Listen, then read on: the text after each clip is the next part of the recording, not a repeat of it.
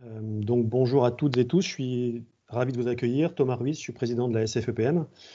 Ravi de vous accueillir dans ce nouveau format, on va dire. C'est le premier webinaire organisé par la SFEPM sur une thématique sous l'impulsion de Fabrice Darino. C'est un peu un webinaire test aujourd'hui, hein, donc voilà. Vous ferez office de testeur.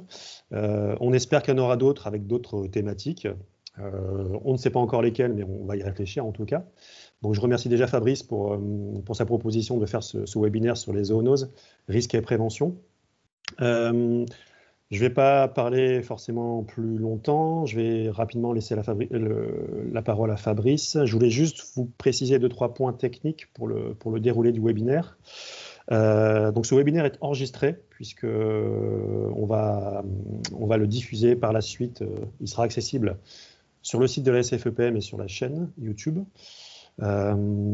Pensez éventuellement, éventuellement non, c'est pensez à couper vos micros s'il vous plaît, toutes et tous, de bien vérifier que vos micros sont coupés, voir votre caméra aussi si vous ne voulez pas qu'on vous voit à l'écran.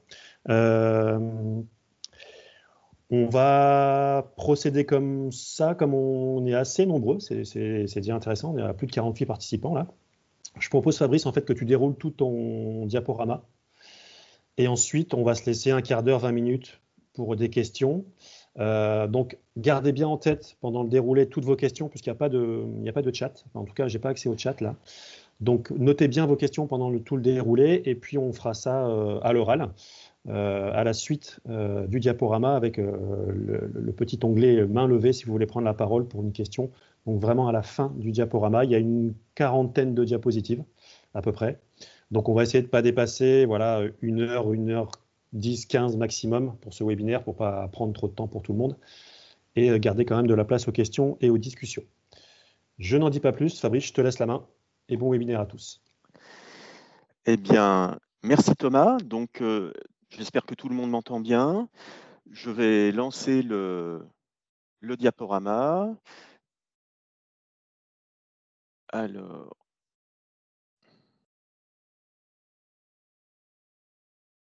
voilà. C'est bon, Thomas, simplement toi, tu peux me dire si tu le vois bien, l'écran? Oui, je vois l'écran, oui, tout à fait, oui. Très bien. Écoutez, c'est parti. Donc, un petit webinaire sur les zoonoses, risques et prévention. Donc, je suis Fabrice Darino, je suis membre du groupe Petits Mammifères de la SFEPM et co-animateur avec François, Thomas et Hélène. Alors, je ne suis ni médecin ni vétérinaire, hein. Je suis conservateur d'une réserve naturelle, mais je m'intéresse aux zoonoses depuis ma thèse sur le rat des moissons, qui est un hôte bien connu de la leptospirose.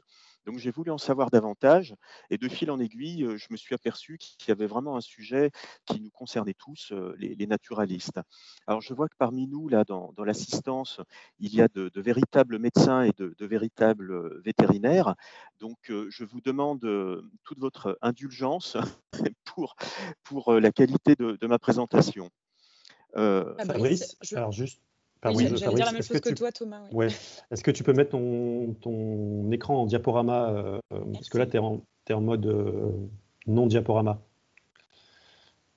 En mode diaporama, tu vas en bas à droite, tu as un petit à côté de le zoom, voilà, c'est ça, appuie là. Pour moi, je suis en mode diaporama. Alors non, nous on est en mode diapositive sur ta gauche et diaporama, tu partages pas peut-être le bon écran? Ah zut alors.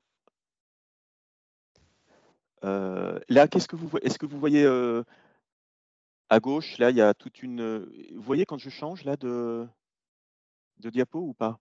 Oui, mais en fait, tu n'es pas en mode diffusion de diaporama, là, on voit tes diapositives à gauche en fait. Voilà, alors là, je me mets en mode diaporama. Voilà. Vous voyez quoi? Eh ben, on voit toujours la même chose. On voit la première page, la zoonose, risques et prévention. Voilà, et là maintenant, je vais passer à la diapo 2. Que voyez-vous? Pour l'instant, rien. Ah bah zut alors. C'est pas sur le bon écran. Peut-être que tu dois changer l'écran que tu partages. Il faut que tu changes l'écran que tu partages, Fabrice. D'accord. Alors, j'arrête le partage. Voilà, ça y est. Ah oui, mais... Plan de la communication. Attendez. Et maintenant, je vous vois. Magnifique. Alors, sinon, je vais faire Fabrice, sinon tu prends ton je PDF. fais écran entier. Attendez, Ok. je fais écran entier, je fais d'une autre façon. Est-ce que vous voyez plan de la communication? Tout à Oui, fait. c'est bon. Bon, allez, bah, c'est parti comme ça. Alors donc, cette communication se décompose donc d'un rappel des notions de base, ensuite je vais développer quelques zoonoses liées aux mammifères. Un point important pour les professionnels, pour nous, sur les zoonoses dites professionnelles, et puis rapidement, un rappel des bons gestes pour se prémunir des zoonoses. Donc je tiens à remercier François Moutou, qui, il y a quelques années, m'avait mis à disposition son diaporama à lui, et Vincent Guéroux, qui est le médecin du travail du centre de gestion de la Savoie, et donc qui était mon médecin référent jusqu'à ce qu'il parte en retraite. Voilà. Est-ce que c'est toujours bon pour vous, là, quand je suis à notion de oui, base? Fabrice, pardon, est-ce que tu peux juste, il y a une petite barre qui nous apparaît en haut, est-ce que tu peux la mettre en... Tu appuies sur la petite barre, voilà, Ça y est, disparaît. voilà, C'est parfait, je te c'est laisse. parfait. Donc, notion de base, c'est juste pour rappeler des termes que l'on entend. Donc, épidémiologie. Donc, c'est simplement l'épidémiologie, c'est l'étude des maladies et des problèmes de santé dans une population animale ou végétale d'ailleurs. Une épizootie, c'est une maladie concernant une espèce animale ou un groupe d'espèces animales. Et l'Organisation mondiale de la santé animale, par exemple, recense 120 épizooties à déclaration obligatoire.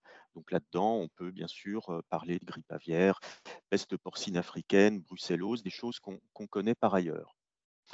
Voilà, là, on va rentrer plus dans le vif du sujet. Donc, une épizootie, c'est une zoonose s'il y a transmission de l'agent pathogène des animaux vers les humains, mais aussi des humains vers les animaux. Donc ça, c'est une zoonose. L'OMS recense plus de 200 zoonoses dans le monde. Et vous voyez quand même que ces zoonoses représentent 60% de toutes les maladies infectieuses et 75% des maladies infectieuses émergentes, hein, d'après le rapport du PNUE. Fabrice, je Donc, suis désolé, oui, je t'interromps. Je n'ai pas oui. ta diapositive sur l'épisode aussi qui apparaît.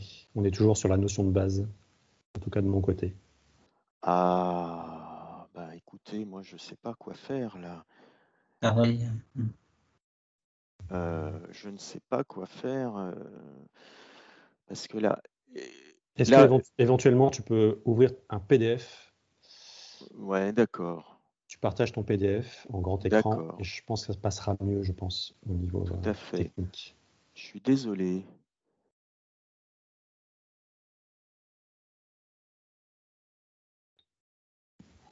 Coupe peut-être ta caméra où on te voit, parce que ça peut peut-être Alors, faciliter. est-ce que vous voyez le titre Les zoonoses, risques et prévention à l'écran? Ah non. Attendez, non. Ah, aïe, aïe, aïe, aïe. Alors, attendez.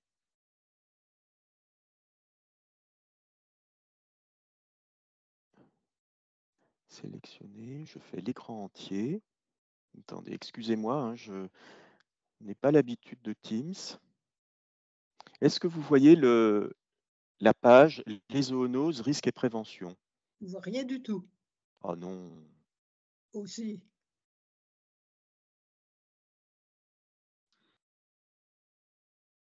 Juste que les 3 petites vignettes sur le côté avec vous-même. Attendez, je fais autre chose. Je pense que ta connexion n'est pas terrible, Fabrice, et donc du coup ça a du mal à Ah bon? afficher. Pourtant, je suis en vert. Alors, est-ce que vous voyez qu'est-ce que vous voyez à l'écran là? Rien. On voit rien. Rien. Et... À part les 3 petites vignettes sur le côté. Bon, là, ça va se compliquer parce que là, bon sang.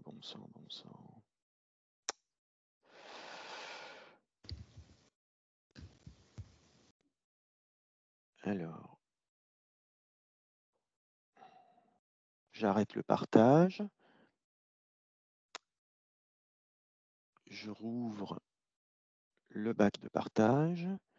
Je sélectionne une fenêtre, donc je vais sélectionner l'écran entier. Donc, normalement, vous devriez voir ce que moi, j'ai à l'écran. Est-ce que vous voyez quelque chose là? Il y a du tout. Non, pour le moment, il n'y a rien.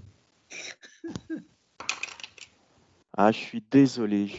C'est exactement ce que je redoutais.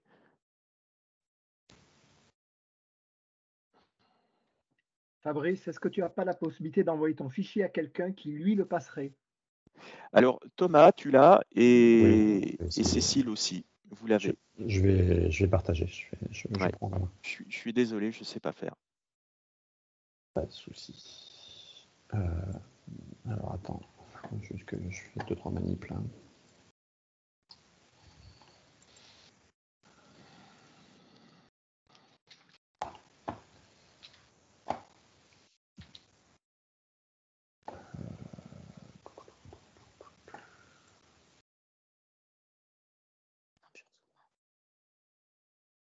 Zoonose, risque et prévention.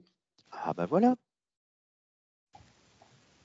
Fabrice Darino, pardon. Alors, je vais mettre en pleine page, pardon.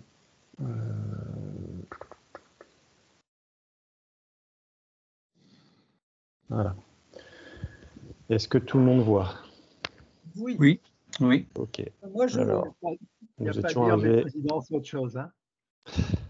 Nous étions arrivés à cette diapositive-là. Fabrice, je te laisse. Tu me dis quand je dois Ok, tourner. merci Thomas. Donc, 200 zoonoses dans le monde, 60% des maladies infectieuses et 75% des maladies infectieuses émergentes. Donc, c'est quand même pas rien. Thomas, tu peux passer? Voilà, donc là maintenant, on va venir sur cette notion de maladie vectorielle. Donc, ça va concerner toute la suite de la présentation. Donc, une maladie vectorielle, en fait, c'est une maladie qui est causée par un agent pathogène véhiculé et inoculé à un hôte par un vecteur vivant. Le réservoir n'existe pas toujours. Alors là, forcément, je n'ai pas de pointeur, hein, du coup, j'ai rien. Donc, vous voyez le cycle, là, en rouge, l'hôte. Donc là, pour ce qui nous concerne, ce sera essentiellement des petits mammifères. Un agent pathogène qui est véhiculé, transmis par un vecteur, un nouvel hôte, et le cycle se boucle avec éventuellement un réservoir, et on va justement rentrer dans la définition de ces 4 termes. Donc, le pathogène et l'hôte. Donc, très simplement, l'hôte est l'organisme vivant qui est infecté par le pathogène, transporté par le vecteur. Donc, par exemple, si on prend le cas de l'échinococose, l'hôte définitif, c'est le renard roux. Les rongeurs sont des hôtes intermédiaires et qui transmettent l'Echinococcus multilocularis de nouveau à un renard roux ou bien à des hôtes accidentels comme le chien, le loup ou les humains. Et à ce moment-là, tout au moins dans le cas de l'humain, nous constituons une impasse parasitaire parce que ensuite nous ne retransmettons pas dans le milieu l'Echinococcus multilocularis. Donc ici, on voit le pathogène, l'échinocoque, et l'hôte, définitif le renard, et des hôtes intermédiaires, les rongeurs. On reviendra plus en détail par la suite sur le cas de l'échinococose. Donc, on a aussi cette espèce vectrice. Donc, l'espèce vectrice, très simplement, aussi assure le transport, mais parfois aussi la multiplication du pathogène vers un hôte. Donc, dans le cas de la maladie de Lyme, eh bien, le pathogène, c'est une bactérie Borrelia et qui est transmise, tout le monde le sait, par les tiques. Alors, soit à un rongeur, soit, vous allez voir, à beaucoup de mammifères, ou éventuellement aussi à l'homme, qui est encore une fois un hôte accidentel et une impasse parasitaire. Donc ça, c'était pour l'espèce vectrice. Ensuite, le réservoir. Alors là, le réservoir, finalement, il est facultatif. Et bien souvent, dans la littérature, même dans des articles tout à fait sérieux, on voit qu'il y a une certaine confusion entre réservoir et hôte. Et bien souvent, dans les articles ou les textes, on voit plutôt apparaître d'ailleurs le terme de réservoir plus souvent que hôte. Or, le réservoir, c'est quelque chose de bien particulier. Si on prend la définition de Thomas et al. En 2013, le réservoir, c'est une entité qui assure dans des conditions naturelles la conservation d'un agent pathogène et sa mise à disposition ensuite de vecteurs ou bien d'hôtes. Mais donc là, il s'agit essentiellement de conservation de l'agent pathogène. Il peut y avoir multiplication pour certains cas, mais conservation. Donc dans le cas de l'échinocoque, eh bien là, le réservoir, en fait, c'est le sol, la végétation, qui recueille les fesses du renard et qui recueille à l'intérieur des fesses les œufs d'échinocoque. Et ensuite, les rongeurs, en consommant l'herbe, eh bien, ingèrent de nouveau les œufs qui étaient sur le sol, sur ce réservoir. Voilà. Donc, voilà, c'est très important de faire cette distinction entre réservoir et hôte. Donc, on va passer maintenant à ces zoonoses liées aux petits mammifères terrestres. Alors, comme tous les êtres vivants, nous, les mammifères, nous hébergeons de nombreux micro-organismes, des virus, des bactéries, des champignons, des parasites. Et ces micro-organismes font partie complètement de la biodiversité. Mais malheureusement pour nous, les humains, eh bien, certains micro-organismes sont pathogènes. Et donc, on va voir maintenant qui sont les hôtes de ces pathogènes et qui sont susceptibles de nous contaminer. Donc, tout de suite, là, je vais vous indiquer quelles sont mes ressources documentaires. Alors, attends, Thomas, voilà, merci. Donc, quelles sont mes ressources documentaires? Bien, écoutez, d'une part, je me suis basé sur le PowerPoint, la présentation de François Moutou, et que j'ai complété avec mes recherches parce que je me suis posé beaucoup de questions.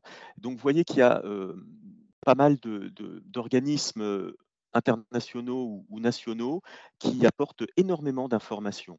Au niveau national, le site de l'ANSES et de Santé publique, les deux sites, ANSES et Santé publique France, sont vraiment des mines d'informations. Donc, je vous invite à consulter ces deux sites si vous voulez en savoir davantage. Donc, Thomas, le diapo suivante. Et puis aussi, je me suis beaucoup inspiré de ces fiches de l'INRS que vous voyez un peu en vrac en haut. Alors, il y a une fiche de l'INRS pratiquement, peut-être même, oui d'ailleurs, pour toutes les zoonoses qui nous concernent. Et ces fiches sont vraiment très très bien faites. Elles sont téléchargeables sur le site de l'INRS très facilement. Et d'ailleurs, voilà, certains, donc François Moutou notamment a participé à la rédaction de certaines fiches, ainsi que Marc Artois, je crois d'ailleurs. Alors ensuite, j'ai complété ça avec des recherches que j'ai faites sur des articles dans des revues à comité de lecture. Hein, donc voilà. Mais je n'ai pas la prétention d'être exhaustif non plus. Voilà, donc je demande encore une fois votre indulgence. Donc on va passer à la suite.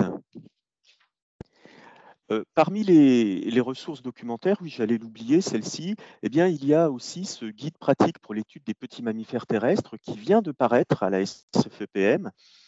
Et vous voyez qu'il y a dans le sommaire, il y a aussi un chapitre sur les principales zoonoses, les gestes utiles, et puis à l'intérieur de chaque fiche, vous voyez, il y a 13 fiches.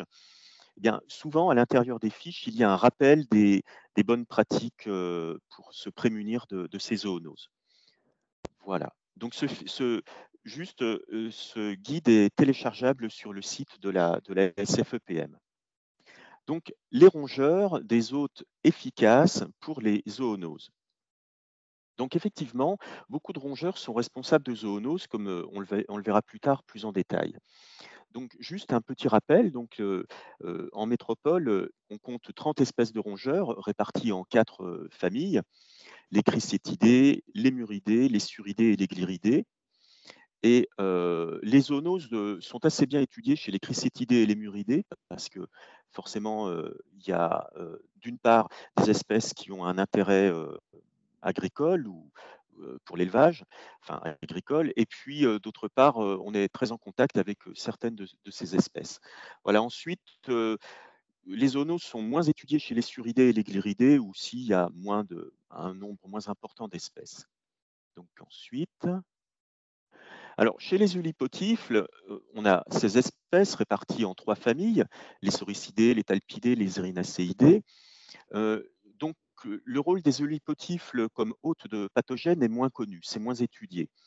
On sait néanmoins que les hérissons peuvent être porteurs de salmonelle et sont susceptibles de transmettre aux humains donc la salmonellose par le biais des matières fécales. Alors en France, c'est tout à fait, je pense, une zoonose anecdotique, mais en revanche, c'est beaucoup moins anecdotique aux USA et surtout au Canada, où les hérissons donc les gens élèvent les hérissons comme pas animaux de compagnie, mais enfin des pets, là, vous savez. Et donc là-bas, on assiste à de véritables épidémies de salmonellose dues à ces hérissons comme animaux de compagnie. Aussi, très récemment, et là je remercie Violaine Nicolas du Muséum de m'avoir transmis un article très récent de Hormans et al. En 2023 où les crocodures, donc Crocodira russula et la Sorex minutus viennent d'être découvertes porteuses de 6 paramyxovirus en Belgique. Donc ça, vous voyez, donc là, on continue bien sûr à découvrir des zoonoses liées aux mammifères et notamment chez les eulipotifles. Donc, diapo suivante.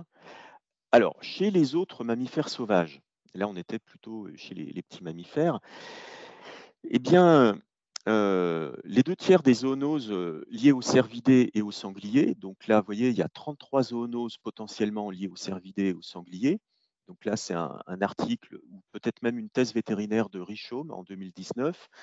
Parmi ces 33 zoonoses potentiellement liées aux cervidés et sangliers, donc des zoonoses virales, bactériennes, parasitaires, vous voyez, il y a quand même là, il y a une bonne palette de zoonoses. Ben, en général, elles sont transmises à l'humain lors de manipulation d'animaux morts. Et bien sûr, là, ce sont plutôt les chasseurs qui sont le public concerné en priorité. Mais aussi, on a des cas concernant les cervidés, on a des cas de zoonoses liées à l'ingestion de viande contaminée concernant alors, des zoonoses comme la yersioniose, la salmonellose et brucellose, voilà, toxoplasmose aussi. Voilà. Donc, ça, c'était pour les cervidés et le sanglier. Ensuite, là, j'avoue que je ne suis pas du tout exhaustif sur les zoonoses liées aux léporidés, aux renards, aux félidés, aux blaireaux, aux mustélidés, parce que là, je pense qu'il faudrait faire une véritable recherche bibliographique que j'ai commencé à faire, mais qui est assez longue, parce que les sources sont très dispersées.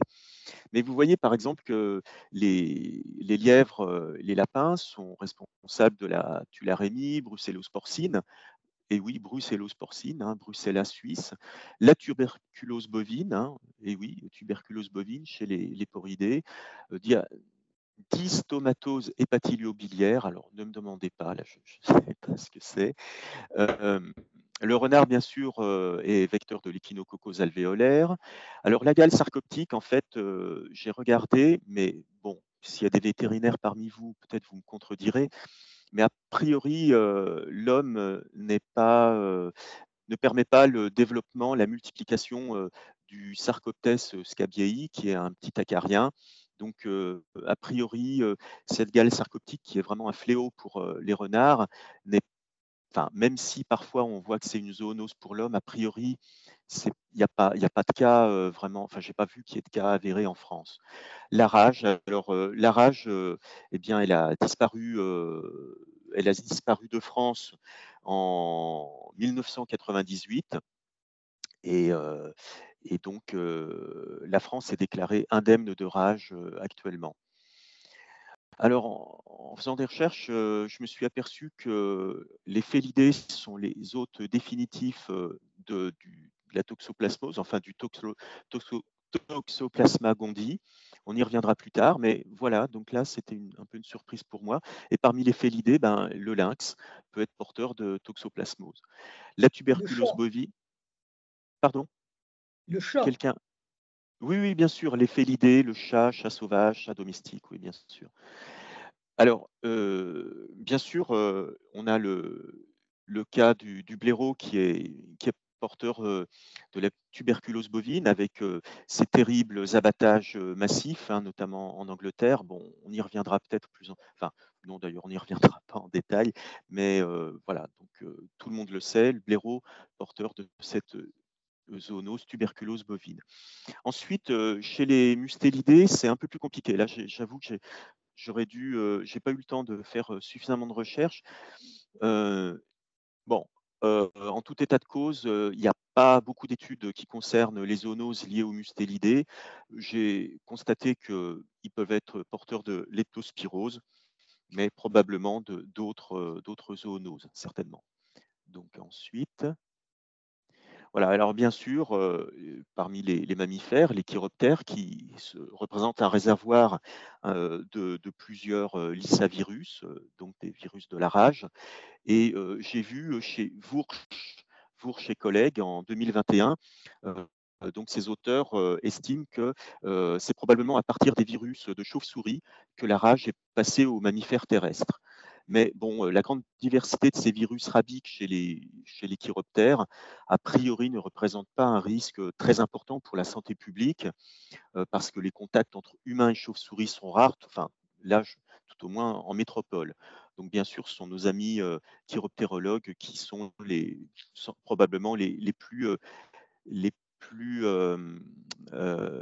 plus sensibles. Alors, si quand même, je ne sais pas si on y reviendra plus tard, mais il y a eu un cas mortel de virus de la rage transmis par un chiroptère. Alors, attendez, je ne sais plus, il y a une dizaine d'années, est-ce que c'est en Limousin ou dans le sud-ouest? Enfin, bon, nos amis chiroptérologues doivent connaître le cas. Mais bon, c'est exceptionnel. Ensuite, et bien sûr, chez nos mammifères de compagnie, tout le monde a entendu parler de la maladie des griffes du chat chez le chat, pasteurellose, toxoplasmose chez le chat. Toxoplasmose, on y reviendra plus en détail par la suite. Chez le chien, comme tous les canidés, hôtes de la rage, bien qu'en France, la France soit déclarée indemne de rage, mais très récemment, alors attendez, c'était, je ne sais plus, c'était peut-être en 2023 d'ailleurs, il y a eu un cas de rage chez un chien dans le sud de la France, mais c'était un chien qui revenait du Maghreb en fait, et donc en fait il n'y a pas eu de transmission ni à l'homme ni à d'autres animaux. Mais enfin, c'est pour dire qu'on peut quand même avoir quelques cas, a priori pour l'instant, importés. Donc ensuite, et bien sûr, des zoonoses. Alors beaucoup de zoonoses chez les animaux de rente, alors, et surtout chez le porc, avec hépatite E, le rouget. Alors ça, le rouget, c'est une maladie professionnelle chez les éleveurs. Salmonellose, méningite, campylobactériose, pasteurellose, brucellose, grippe. Voilà, donc beaucoup. Alors chez les bovins, tuberculose bovine, la fameuse encéphalopathie spongiforme bovine, dont on a beaucoup parlé il y a une quinzaine d'années, une vingtaine d'années, brucellose, et puis chez les ovins et les caprins, fièvre Q, charbon, ectyma contagieux, brucellose, salmonellose, listériose. Voilà, on ne va pas s'étendre, mais vous voyez que la liste de ces zoonoses est quand même assez étendue chez tous les mammifères avec lesquels on peut être en contact. Donc ensuite, la diapo suivante. Voilà. Alors, si on essaye de lister les principales zoonoses liées aux petits mammifères terrestres en métropole, donc là, on ne parle pas des chiroptères, uniquement les petits mammifères terrestres, j'ai tenté une synthèse, mais qui probablement pourrait être améliorée. Alors, donc, finalement, cette liste de zoonoses, elle est finalement assez réduite par rapport aux zoonoses liées aux petits mammifères qu'on pourrait trouver en zone tropicale ou asiatique. Mais bon, on compte quand même tout de même, on compte 18 zoonoses, dont 8 sont uniquement ou majoritairement liées aux petits mammifères. Donc ce sont les zoonoses dans la colonne zoonose où il y a un astérisque.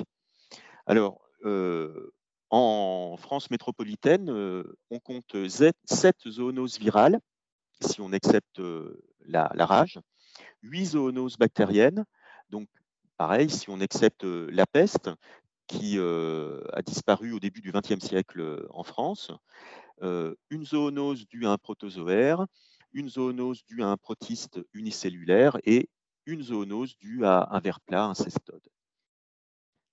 Donc, diapositive suivante. Voilà, donc parmi ces 18 zoonoses, je vous propose de faire un focus sur 7 d'entre elles. Donc la fièvre hémorragique avec syndrome rénal, l'encéphalite attique, la maladie de Lyme, la leptospirose, la tularemie, toxoplasmose et puis l'échinococose. Donc, juste pour vous faire remarquer que la prévalence de certaines de ces zoonoses est quand même très forte, parce que si on prend le cas de la toxoplasmose, on a quand même en moyenne plus de 200 000 cas de toxoplasmose par an. Alors, vous verrez que nous, les naturalistes, c'est pas forcément nous qui sommes les plus à risque, mais voilà, ça c'est une zoonose qui est quand même très, très importante.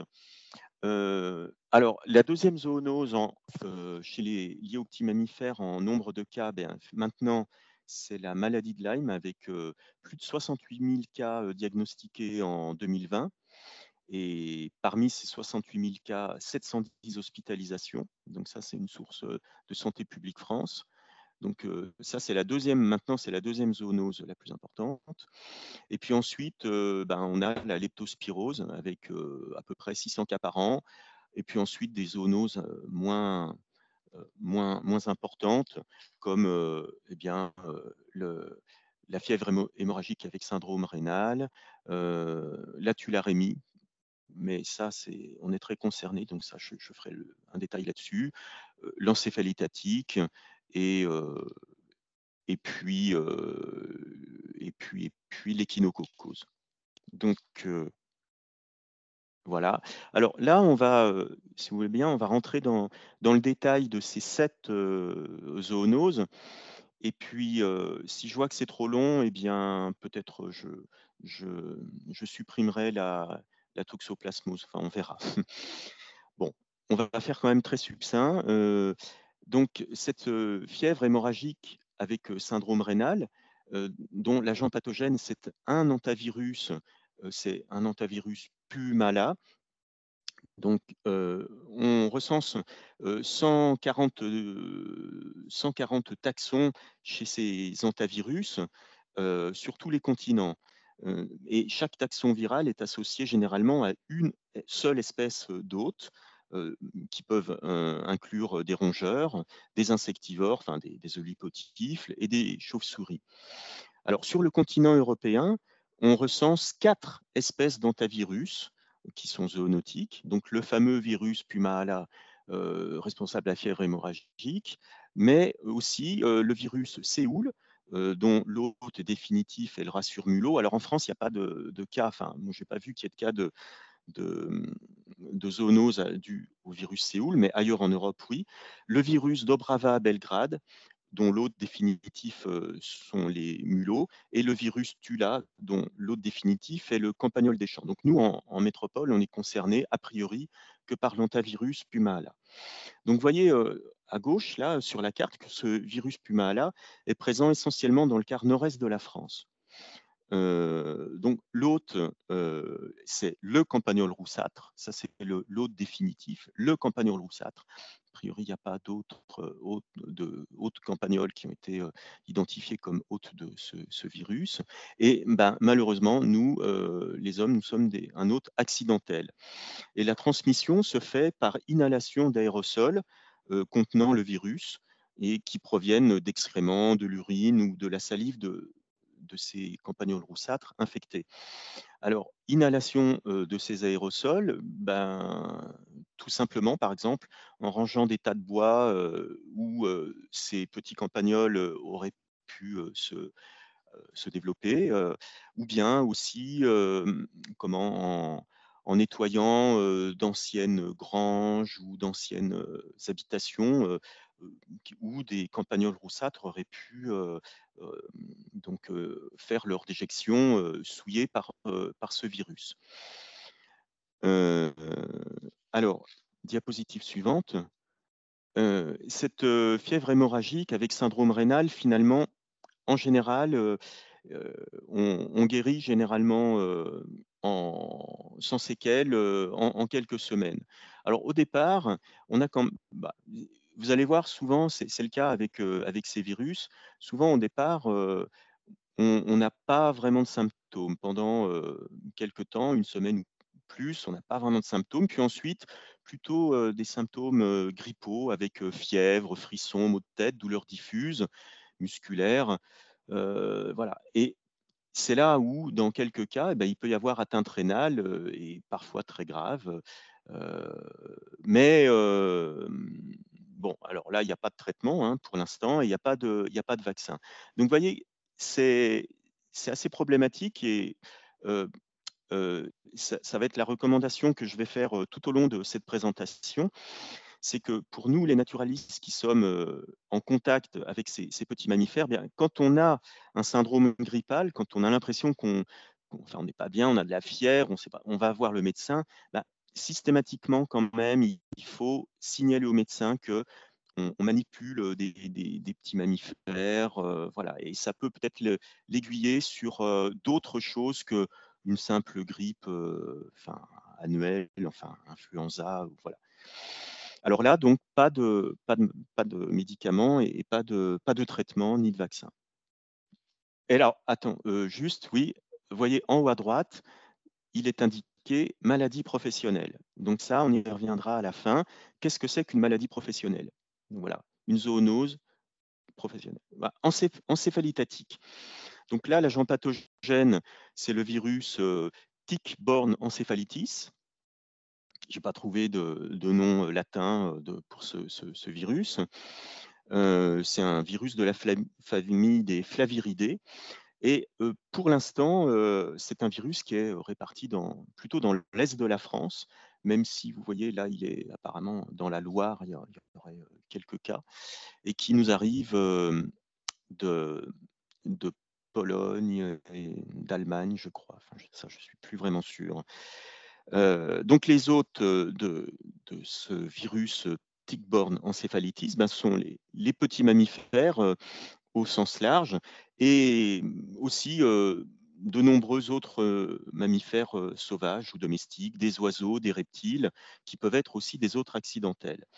Donc nos petits mammifères terrestres sont les hôtes définitifs de ce virus TBE. Alors, comment se transmet ce virus? Eh bien, par morsure d'une tique du genre Ixodes. Donc, les tiques dans cette zoonose sont les vecteurs de cette zoonose. Mais exceptionnellement, il peut y avoir aussi transmission par le lait cru ou des fromages à base de lait cru, de chèvres ou de brebis infectées. Alors, pour l'instant, moi, j'ai repéré un seul cas en France par cette voie de transmission, un seul cas en 2020. Et en plus, c'est pas très loin de chez moi. C'est des gens à côté d'Oyonnax, dans l'Ain, qui ont contracté une encéphalite attique. Alors, donc, qui là, du coup, était mal nommé, hein, puisque là, ils ont attrapé cette encéphalite par le lait en consommant des fromages au lait cru. Mais bon, retenez que c'est plutôt les tiques qui sont vecteurs de cette encéphalite attique. Alors, ensuite, alors là, diapo suivante, voilà. Il n'existe pas de traitement, mais par contre, 2 vaccins sont disponibles en France, Ticovac et Encepur. Et les symptômes, c'est ça. Encore une fois, au départ, symptômes de grippe après la morsure de la tique, puis éventuellement complications avec troubles de l'équilibre, de la conscience, capacité intellectuelle, méningite. Et c'est là où on peut avoir des séquelles neurologiques parfois très graves. et des paralysies, des troubles psychiques, et dans 1 à 2 % des cas, la maladie évolue vers la mort. Donc, je ne sais pas si en France, il y a eu des décès dus à l'encéphalite. Je crois que Marc Artois, d'ailleurs, est parmi nous, donc peut-être qu'il pourra nous en dire un peu plus, mais c'est quand même une zoonose très, très embêtante et qui est en progression. Diapositive suivante.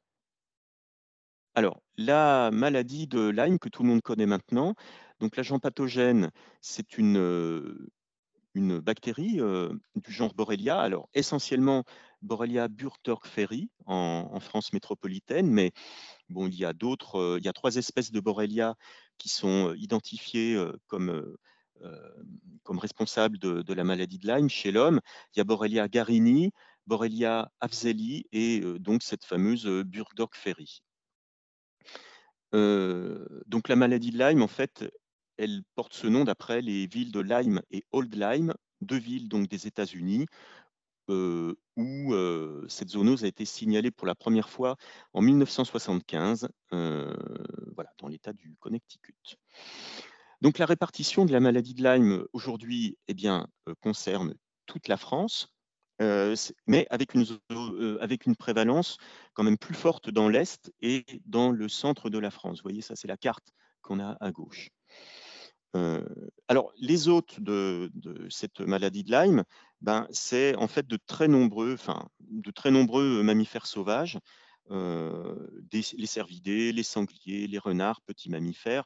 Et c'est là où tout à l'heure dans la présentation que je vous ai faite des différents hôtes, eh bien, je pense que je suis totalement incomplet. Peut-être il faudrait regarder, peut-être les mustélidés aussi peuvent être des hôtes de Borrelia, je ne sais pas, il faudrait vérifier. Mais bon, de très nombreux hôtes chez les mammifères sauvages.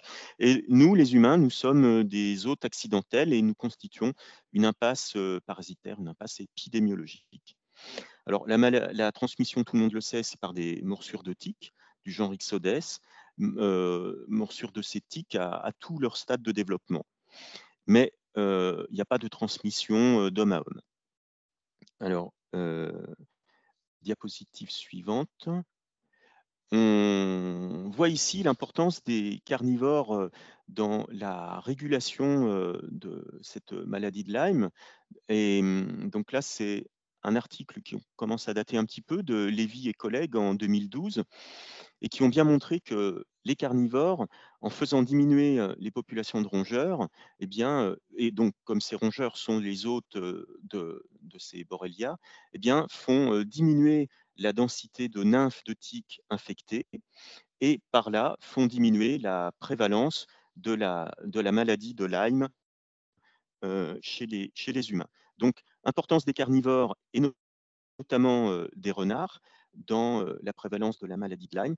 Donc, ce serait un message à faire passer à nos amis chasseurs pour qu'ils arrêtent un petit peu de tirer sur les renards, parce que tout le monde le sait, les renards sont très utiles pour l'agriculture, et là, en plus, on voit qu'ils sont utiles pour lutter contre la dispersion de la maladie de Lyme. Alors, diapositive suivante. Donc, bon, je ne sais pas si c'est nécessaire que je fasse un point sur symptômes et évolution de la maladie de Lyme, parce que je crois que maintenant, tout le monde est quand même bien au fait de ça, mais tout le monde a bien aussi entendu parler de cet érythème migrant qu'il faut surveiller. Bon, voilà, on pourra peut-être y revenir s'il y a des questions là-dessus, mais je ne vais pas développer, on va avancer. Oui, voilà, on va avancer. Je crois que ce n'est pas nécessaire de faire un point vraiment là-dessus. Simplement, je reviens juste, c'était aussi une maladie professionnelle, la maladie de Lyme. On verra ce que c'est qu'une maladie professionnelle dans la suite. Alors, maintenant, la leptospirose, également maladie professionnelle. L'agent pathogène, c'est un leptospire, donc une bactérie, Leptospira interrogans. Oui, voilà. Donc, parmi ces leptospires, en fait, il existe plus de 250 alors, variétés, mais espèces, je crois, on peut dire espèces. Je parle sous le contrôle de nos amis médecins là, qui sont donc 250 sérovars. Et quand on est vacciné contre la leptospirose, comme par exemple je suis vacciné contre la leptospirose, ben, je ne suis pas vacciné pour les 250 sérovars. Je ne sais pas pour combien, peut-être la moitié, mais de toute façon, la vaccination est quand même intéressante. Voilà, donc les hôtes de la leptospirose, eh bien, en fait, ce sont les mammifères, qui sont les hôtes définitifs, qui se répartissent en hôtes peu ou pas sensibles à la maladie. Et parmi ces hôtes donc, chez lesquels la maladie est asymptomatique, eh bien, on retrouve tous les rongeurs, et notamment les rongeurs semi-aquatiques, hein, qui vivent dans l'eau, les rats musqués, les ragondins, mais le rat des moissons aussi, mon petit animal. Et voilà, donc ça, chez eux, la leptospirose n'entraîne pas de symptômes, Et puis, d'autres mammifères qui sont dits sensibles et qui sont malades de cette leptospire. Et là, beaucoup d'animaux, beaucoup de mammifères sauvages, renards, chevreuils, sangliers, des animaux domestiques aussi, chiens, chevaux, bovins, porcs. Voilà, donc toutes ces espèces, et donc, excusez-moi, mais effectivement, l'homme, nous aussi, eh bien, on est un hôte, alors pour le coup, accidentel, mais tous ces mammifères, y compris nous excrétons les leptospires dans nos urines, parce que en fait, ces bactéries leptospira se développent dans le rein des hôtes, et donc nous les excrétons par le biais de nos urines. Alors, dans l'eau ou sur le sol, et c'est pourquoi aussi les berges humides des cours d'eau ou des plans d'eau, les berges humides peuvent être le réservoir de ces leptospires. Donc là, vous voyez, là on parle bien de réservoir. Là, on a bien des hôtes, euh, qui peuvent être des hôtes accidentels comme l'homme, et puis un réservoir qui recueille les urines contaminées. Alors là, il faut dire que ces leptospires ne traversent pas une peau saine, hein. En fait, il y a transmission quand on se baigne dans de l'eau contaminée ou quand on touche des sols contaminés, mais quand on a une voie d'accès par la cutanée, mais il faut avoir une blessure, une coupure par lesquelles les leptospires peuvent rentrer. En revanche, les leptospires peuvent pénétrer par des muqueuses même saines. Donc les yeux, les lèvres, voilà. Donc ça rejoindra d'ailleurs plus loin les bons gestes. Il faut se prémunir de ça. Alors, diapositive suivante. Bon, alors la leptospirose entraîne de nombreuses formes cliniques, une forme pseudo-grippale, fièvre, maux de tête, douleurs musculaires, qui peut évoluer vers une atteinte rénale ou du foie, des méninges, des poumons, et ça entraîne dans 20% des cas un syndrome hémorragique. Et puis des formes graves avec une insuffisance rénale aiguë, atteinte neurologique, hémorragie plus ou moins sévère, et quand même un taux de létalité qui n'est pas négligeable, de 5 à 20% en l'absence de traitement ou retard de traitement. Alors les traitements, donc là on est sur une bactérie, bah, c'est un traitement à base d'antibiotiques, amoxicilline, céphalosporine et cycline, le plus tôt possible. Je suppose que ce sont des traitements qui sont efficaces, hein. Voilà. Après ça, il faudra demander aux spécialistes. Maladie professionnelle, et on peut se faire vacciner aussi contre la leptospirose. Ensuite, oui, tularemie. Alors ça c'est très intéressant. Ça, c'est vraiment quelque chose, je suis content de pouvoir vous en parler parce que ça peut peut-être vous aider. Donc, tularemie, l'agent pathogène, bah, c'est une bactérie, c'est Francisella tularensis, avec une répartition assez variable en France, mais quand même plus forte dans le nord de la France. et puis d'assez fortes fluctuations annuelles de prévalence, d'incidence. Vous voyez, c'est le petit graphe qu'on a en bleu là, avec un nombre de cas de tularemie important en 2018 et 2021. Donc là, les spécialistes se demandent s'il y aurait des cycles de contamination de cette tularemie. On ne sait pas bien pour l'instant. Alors, les hôtes de cette tularemie, eh bien, ce sont les rongeurs, vous voyez dans le petit schéma là, les rongeurs à gauche, et les léporidés, les lièvres et les lapins. Le vecteur, ce sont des tiques. Voilà. Alors, cette bactérie, Francisella, se multiplie chez les rongeurs et les léporidés dans des cellules liées à la défense immunitaire, donc des cellules macrophages, ainsi que dans divers organes. Donc, c'est une bactérie qui est ensuite excrétée par les urines, les fesses et les sécrétions respiratoires.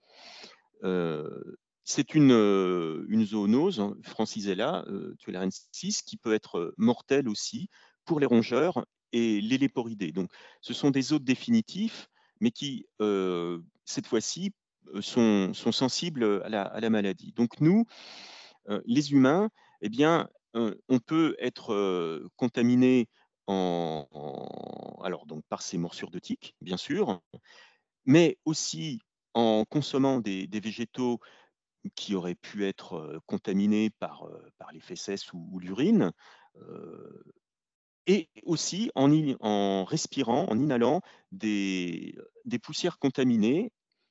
Alors, voilà, donc, et aussi peut-être aussi, c'est pas peut-être aussi avec le contact direct avec la fourrure d'animaux contaminés, puisque là, Francisella tularensis traverse la peau saine, et c'est même le mode de transmission dans 3/4 des cas. Donc là, je fais une petite parenthèse. Personnellement, j'ai été sujet à cette zoonose de la tularemie. Et avant qu'un médecin, parce que j'ai dû voir plusieurs médecins, avant qu'un médecin me questionne sur mes hobbies et ma profession, eh bien, en fait, j'ai passé 3 mois à ne pas savoir ce que j'avais. Donc, on va passer à la diapositive suivante sur ces symptômes, justement. Souvent, on a une infection locale, cutanée, par là où est rentrée la bactérie, Francisella. Et bien souvent, on a des ganglions. Donc moi, c'est ce que j'avais des ganglions dans le cou. Et voilà, donc les médecins ne savaient pas du tout ce que... Donc c'est... Voilà. Là, encore une fois, c'est la recommandation que je vous fais.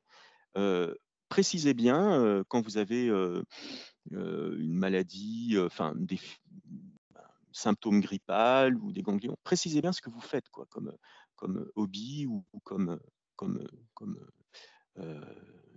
métier. Voilà. Et le problème, c'est qu'il peut y avoir quand même atteinte des poumons, tubes digestifs, du cerveau, qui peuvent entraîner la mort en l'absence de traitement.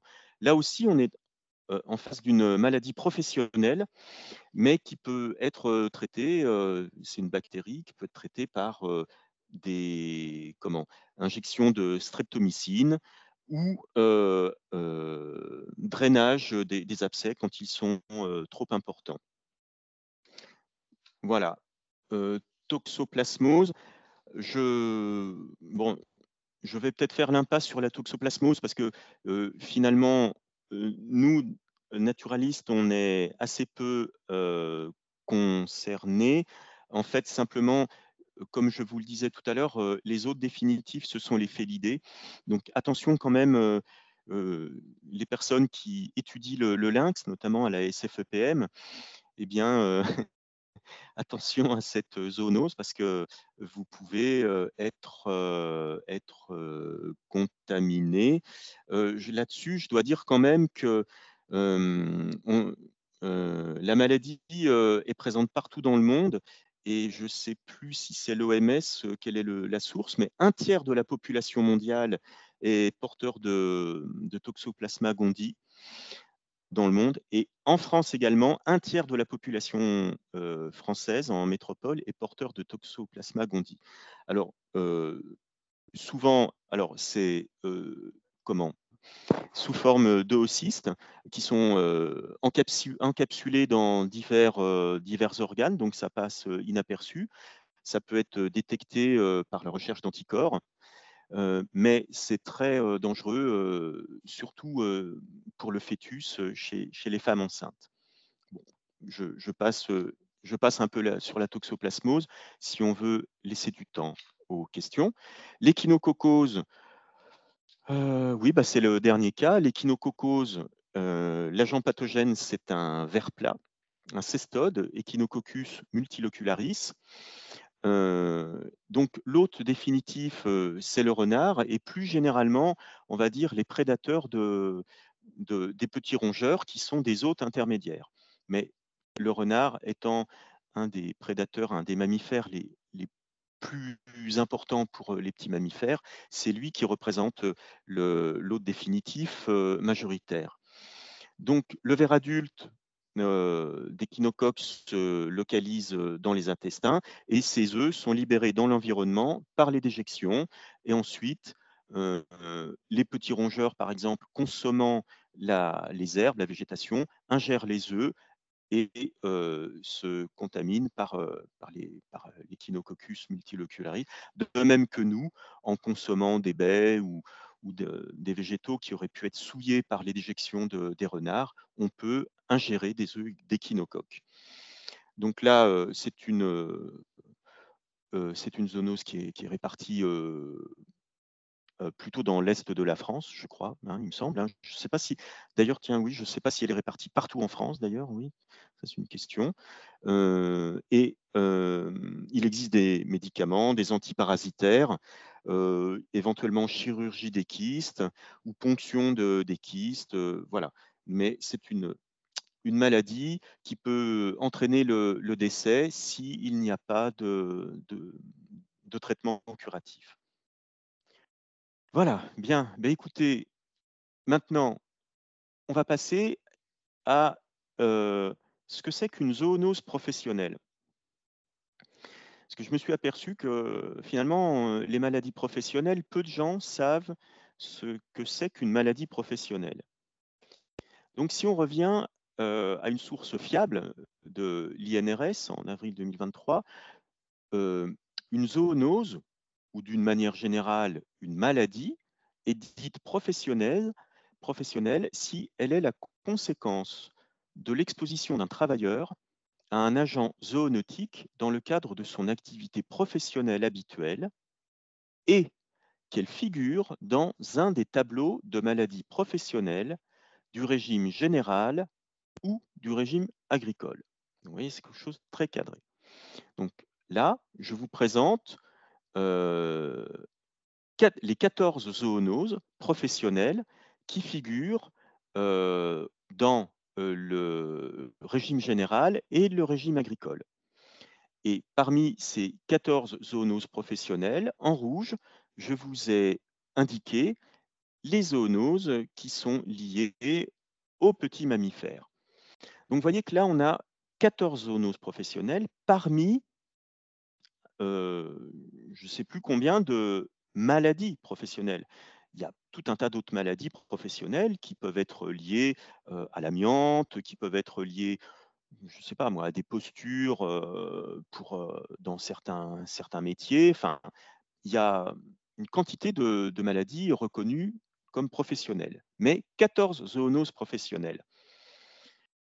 Alors, diapositive suivante. Voilà, ici par exemple, comment ça se présente? Ah, pardon, excuse-moi Thomas, est-ce que tu peux revenir en arrière? Oui, vous voyez là, vous avez devant vous un tableau avec, c'est pas ça le tableau des maladies professionnelles, hein. C'est pas ça. À gauche, vous avez une colonne tableau du régime général, après tableau du régime agricole, et les tableaux, ça correspond à chaque numéro qu'il y a dedans. Voilà, hein, et c'est ce qu'on va voir maintenant avec un exemple. Donc, ici, on a le tableau numéro 19 du régime général et qui concerne les spirokétoses. Et on a ça pour les 14, on a 14 tableaux, 14 fiches comme ça qui décrivent les 14 zoonoses. On a donc le titre du tableau, spirokétose, la désignation des maladies, ça c'est la colonne de gauche. Donc ici c'est toute manifestation clinique de leptospirose provoquée par Leptospira interrogans. Et puis, pour certaines maladies, les critères de diagnostic, des critères complémentaires de diagnostic peuvent être exigés, comme des radiographies, des sérologies. Et ici, dans le cas de la leptospirose, on voit la maladie doit être confirmée par identification du germe ou à l'aide de sérodiagnostic d'agglutination à un taux considéré. Voilà. Donc, ces diagnostics complémentaires peuvent être exigés ou pas. Ils sont facultatifs, ça dépend des tableaux. Donc, ensuite, on a délai de prise en charge. Bien ça, c'est le délai qui court à partir du moment où la maladie est diagnostiquée et reconnue comme étant d'origine professionnelle par un médecin. Et c'est à partir de ce moment-là, donc on a un certain délai pour ensuite faire les démarches pour pour que la sécurité sociale nous reconnaisse comme porteur d'une maladie professionnelle. C'est ce qu'on va voir ensuite. Mais on va rester là-dessus encore. La dernière colonne, liste limitative des principaux travaux susceptibles de provoquer des maladies. Là, on a quand même, le législateur, on va dire, précise quand même dans quel cas on peut être sujet à cette zoonose. Par exemple, dans le cas de la leptospirose, bien sûr, on a tous les travaux liés au cours d'eau, qu'est-ce qu'on a encore, d'ératisation, soins aux animaux vertébrés, tout ça. Alors, par exemple, on peut imaginer le cas où une collègue de travail qui est à un poste de système d'information géographique ou une comptable disent bon, elle a contracté une leptospirose et puis elle estime que c'est dans le cadre de son travail. Là, c'est pas sûr que ce soit reconnu. Quelqu'un qui est en poste dans un bureau, on n'est pas dans la liste imitative des principaux travaux. Voilà. Donc là, le législateur a quand même prévu un certain nombre de garde-fous. Donc, diapositive suivante. Oui, voilà. Donc là, dans le cadre de personnes qui travaillent dans le privé, il faut d'abord, mais vous allez voir pour le public, c'est la même chose, d'abord consulter son médecin traitant. Quand on a des symptômes, donc tout ce que je vous ai dit précédemment, et ce n'est pas le médecin du travail qui est responsable de la première consultation. C'est le médecin traitant qui va remplir un certificat médical initial, un CMI, et qui va éventuellement prescrire les examens complémentaires exigés selon le tableau considéré. Donc voilà. Et à partir de là, part le délai de prise en charge. Donc là, si vous voulez tous les détails, vous allez sur amélie.fr et là, vous aurez vraiment tout le détail des différentes étapes. Mais ça, c'était très important à dire. Tout part par le médecin traitant. Donc, diapositive suivante. Ensuite, voilà, pour les agents du public, c'est pareil. Hein, nous, dans la fonction publique, on va voir son médecin traitant. Ensuite, là, ça change un peu. Quand on est dans le privé, eh bien, vous avez un CERFA à remplir donc, sur amélie.fr après avoir été voir votre médecin. Tandis que dans la fonction publique, eh bien, il faut demander à son employeur un certain CERFA, donc que je vous ai mis ici, et qui, donc, alors déjà, il faut quand même prévenir l'employeur, hein, c'est la moindre des choses, et puis vous remplissez cette déclaration de maladie professionnelle que vous remettez à votre employeur. Pour pour le public. Et puis dans le cas de privé, eh bien, je pense que c'est à la Sécu qu'il faut renvoyer le CERFA. Voilà, bon, on va en rester là. C'était le plus important pour vous expliquer ce que c'est qu'une maladie professionnelle et comment, quelle est la procédure, comment se faire reconnaître malade d'une maladie professionnelle. Voilà. Donc après, et j'en ai fini. Alors, les bons gestes, il faut être logique. On repart finalement des modes de transmission des différentes zoonoses qui peuvent nous atteindre. Morsure, contact, voie digestive, muqueuse, inhalation, morsure de tique ou de puce. Bon, et puis, donc, on passe. Diapositive suivante. Voilà. Et puis, en fonction de ces différents modes de transmission, eh bien, on s'imagine bien que porter des gants quand on manipule les petits mammifères, se laver les mains ensuite, eh bien ça, c'est une des protections vraiment élémentaires. Inhalation, vous avez vu qu'il y a quand même plusieurs zoonoses qui sont transmises par inhalation. Donc, porter un masque, comme la personne à gauche là, pendant une de nos formations SFEPM, eh bien, porter un masque, c'est tout à fait recommandé aussi. Alors, attention aussi, quand on manipule, quand on est sur le terrain, parfois, inconsciemment, même si avec les gants et le masque, parfois ça nous gratte un petit peu au niveau sous le nez ou au niveau de la bouche, et puis inconsciemment, ou les yeux, vous voyez, sur le bord des yeux, donc au niveau des muqueuses, et donc inconsciemment, on va se frotter un peu l'œil, ou là, il faut pas le faire, quoi, parce que effectivement, par les muqueuses, il y a un certain nombre de pathogènes qui peuvent rentrer. Alors, là où c'est un peu plus compliqué, c'est ce qui concerne les morsures de tiques ou de puces.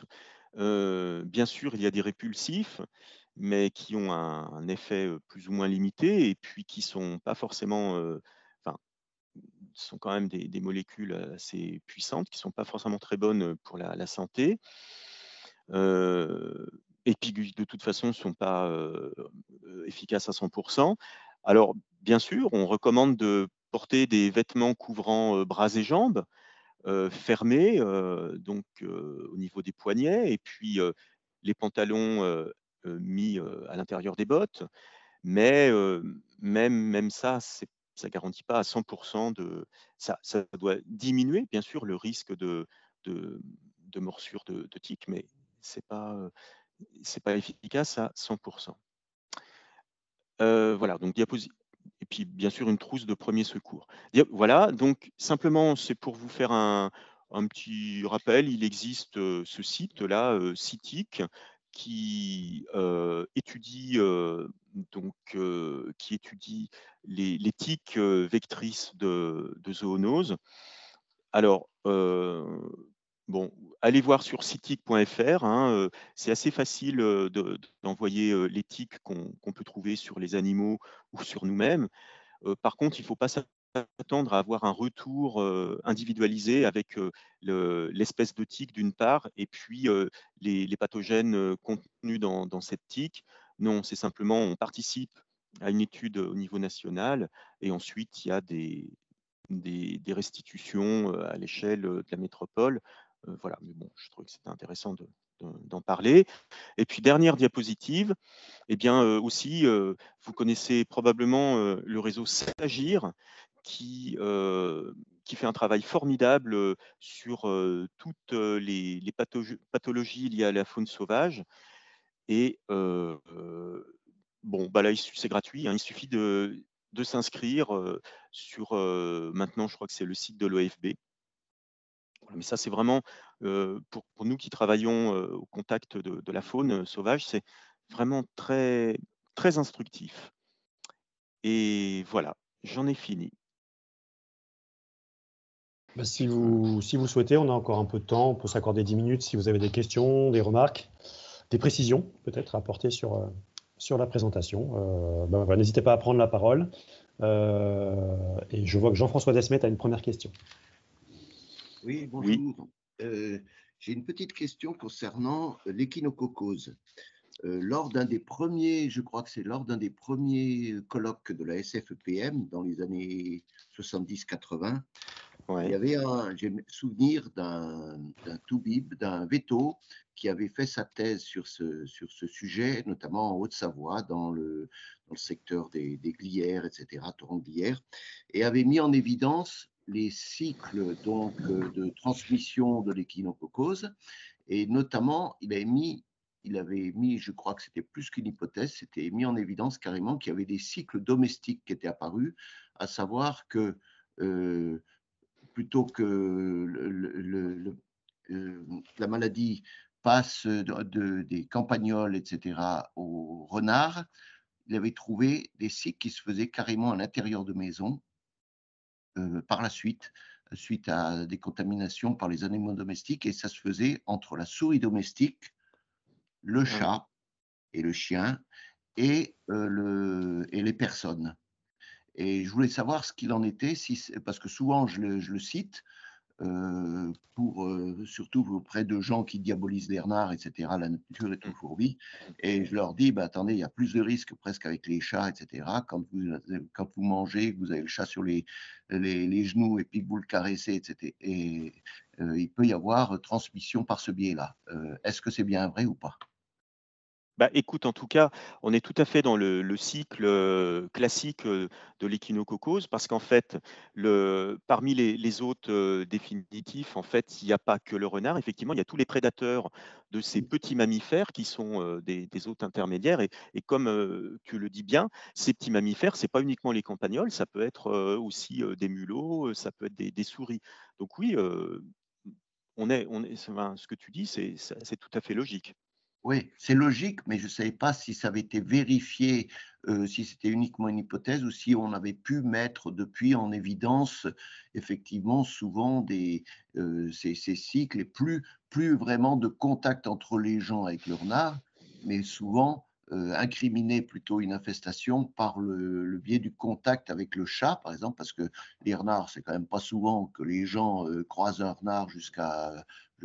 enfin bon, ça arrive, hein, il y a des renards de partout, mais disons que les chats peuvent être plus rapidement et plus facilement en contact avec les déjections de renards dans les potagers ou aux abords des habitations, et puis transmettre la maladie. Et c'était plutôt cet agent-là, plutôt les chats, qui faisaient le relais très efficace pour la transmission, quoi. Je ne sais pas. Je vais laisser répondre. Là, il y a des gens peut-être qui ont des réponses là-dessus.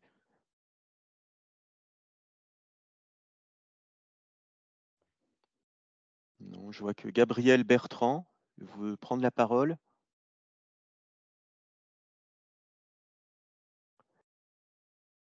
Non.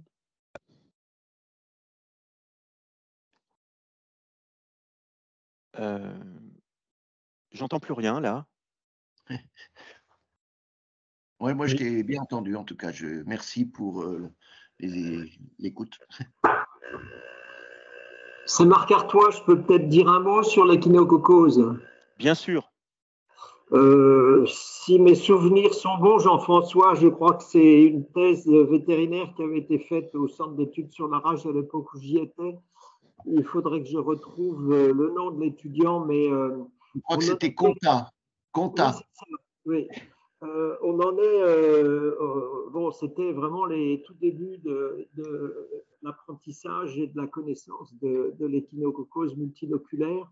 Depuis, il y a eu énormément de travaux qui ont été faits, toujours à Nancy d'ailleurs, en particulier par l'entente sur les zoonoses. Bon, sans entrer dans les détails, il faut aussi s'intéresser, et c'est ça qu'on a appris depuis, à la capacité qu'ont les différents hôtes à, d'une part, multiplier le parasite et d'autre part à l'excréter.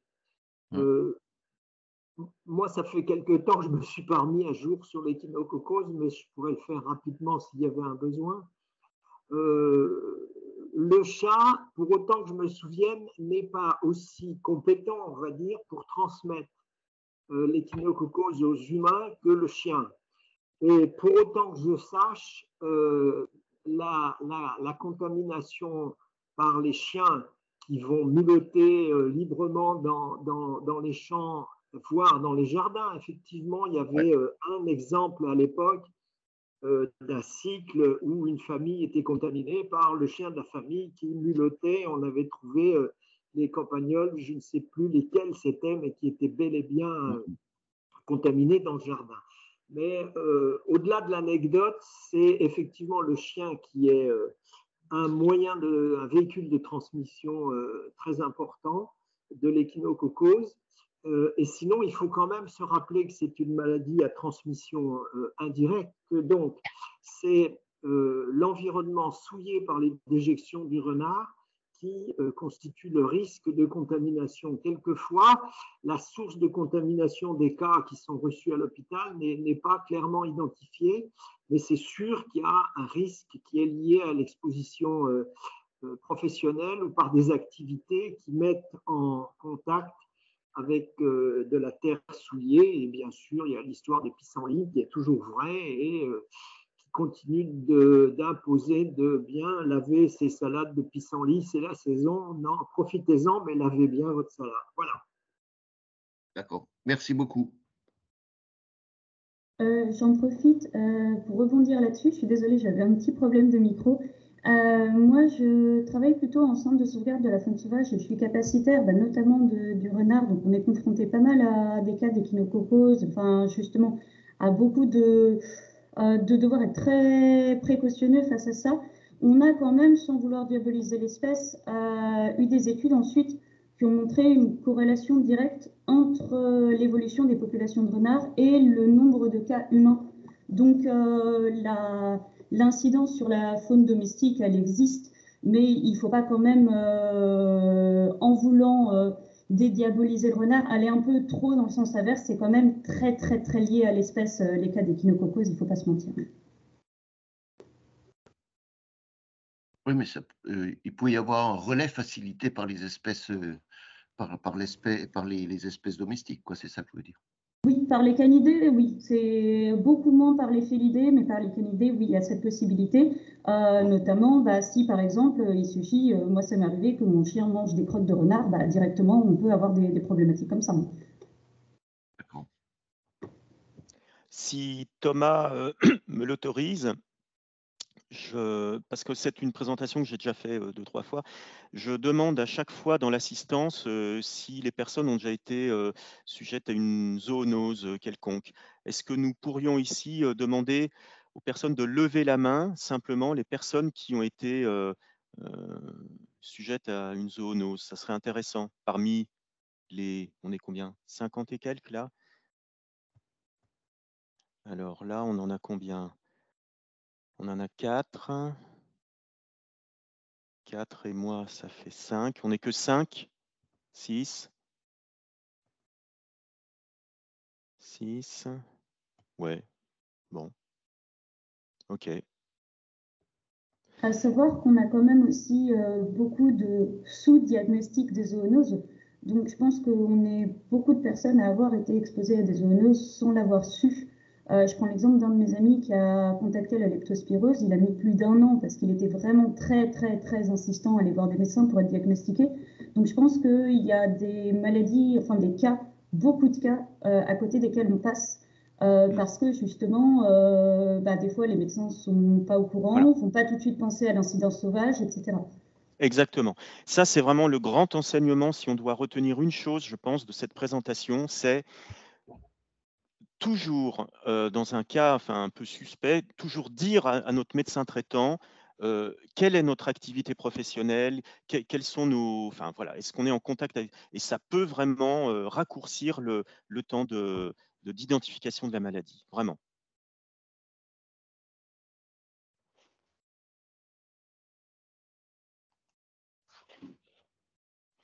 On peut encore prendre une question ou une remarque si vous souhaitez avant de clôturer ce webinaire.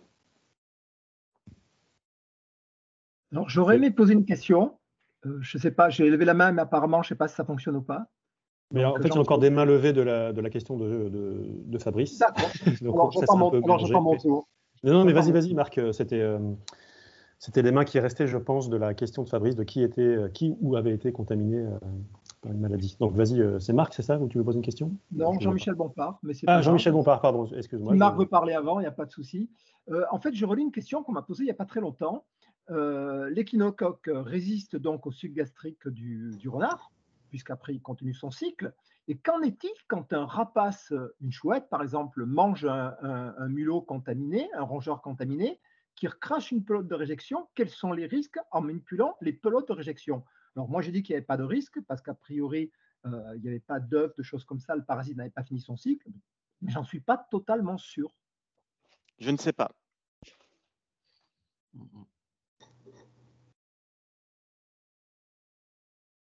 C'est pas ça. Je peux creuser la question éventuellement. Ouais, je peux essayer de chercher. Ouais. C'est Marc de nouveau. Pour autant que je me souvienne, le pH de l'estomac des rongeurs des rapaces qui digèrent les rongeurs pratiquement intégralement est tel que je ne crois pas que dans les pelotes on retrouve de l'échinocoque. Et là encore, je suis comme Fabrice, il faudrait que je vérifie, mais je ne pense pas que, je suis même quasi certain que les pelotes de rapaces ne présentent pas, je suis quasi certain que les pelotes de rapaces ne présentent pas de danger à cet écart. Néanmoins, tous les gens qui travaillent sur ces pelotes insistent sur la nécessité de les manipuler avec en particulier des masques, parce qu'il y a d'autres pathogènes que les échinocoques qui peuvent être transmis par les pelotes, et en particulier des champignons, des choses comme ça, des levures peuvent être toxiques. Donc il faut malgré tout porter des gants et un masque quand on dépiote ces pelotes de réjection. On est bien d'accord là-dessus, mais c'est le nombre de gens qui trouvent une pelote, qui la touchent, qui se demandent ce que c'est dans une grange ou autre, qui la jettent, et puis après qui portent les mains à la bouche, aux yeux. Voilà, c'était pour ça. La question m'avait été posée dans ce sens-là. À ma connaissance, bon, là encore, hein, ça fait quand même longtemps que je suis sorti du circuit, mais à ma connaissance, il n'y a jamais eu de cas comme ça. Si vous permettez, puisqu'il s'agit de conclure, Fabrice, je peux t'envoyer un lien, mais en tout cas, je vous signale l'existence d'une ressource intéressante. Je cherche sur mes écrans, voilà, sur le site de l'École nationale des vétérinaires d'Alfort, le site des étudiants de cette école vétérinaire, je pourrais vous envoyer le lien, apparemment il fonctionne. Vous avez les polycopiés de maladies contagieuses qui sont destinés aux étudiants vétérinaires. Et il y a un fascicule destiné qui porte sur les zoonoses. Et pour ceux qui veulent approfondir, c'est surtout intéressant pour deux raisons. La première, c'est que l'auteur, qui est ma collègue et professeure Nadia Haddad à l'école vétérinaire, met à jour ce polycopier tous les ans. Donc, ce sont des connaissances mises à jour régulièrement. Le deuxième, c'est que au-delà du catalogue par espèce de pathogènes, il y a à la fin des tableaux qui listent les zoonoses en fonction des espèces qui les hébergent et en fonction des modes de transmission. Et ça, pour des exposés comme celui de Fabrice aujourd'hui, c'est quand même extrêmement utile, parce que ça permet de clarifier en particulier le danger pour les populations qui sont exposées.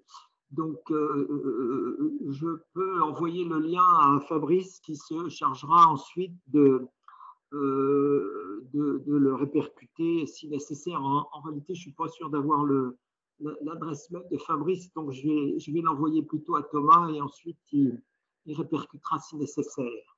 Voilà. Merci Marc. Je me permets juste de rebondir là-dessus pour les personnes qui sont intéressées. Normalement, le polycopier, je crois que si on tape polycopier zoonose Alfort dans Google, on tombe directement dessus. Donc, voilà. C'est ce que je viens de faire. Ouais. Ben voilà. Merci pour cette précision d'importance. Je vais clôturer le webinaire parce que ça fait déjà 1h30, même si on a eu quelques petits problèmes techniques au départ.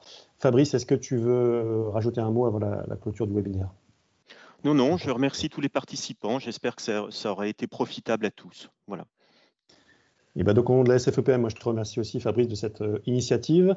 Et donc, le webinaire sera bientôt disponible. Alors, je n'ai pas de délai pour l'instant à vous communiquer, mais en tout cas, bientôt disponible sur le site de la SFEPM et sur la chaîne YouTube, en espérant qu'il y en ait d'autres qui arrivent bientôt. Je vous remercie à toutes et tous et je vous souhaite une bonne journée.